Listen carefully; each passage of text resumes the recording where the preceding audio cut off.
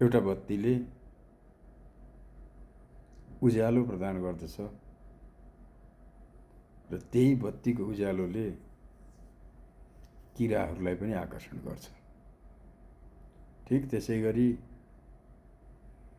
जीवनमा उज्यालो रूपी तपाईको दयाभाव, उज्यालो रूपी तपाईको सफलता र उन्नतिले पनि केही नकारात्मक व्यक्तिहरूलाई, केही नकारात्मक सोच भएका मानिसहरूलाई आकर्षण गर्छ।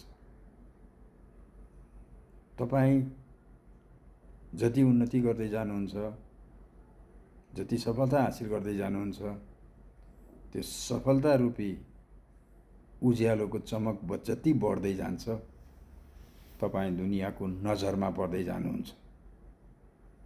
यसको मतलब समस्या तपाईको उज्यालोमा हैन, समस्या र यसको मतलब त तपाईको उज्यालोले अँध्यारोले छोप्न खोजेको कुरालाई उजागर गरेको मात्र हो।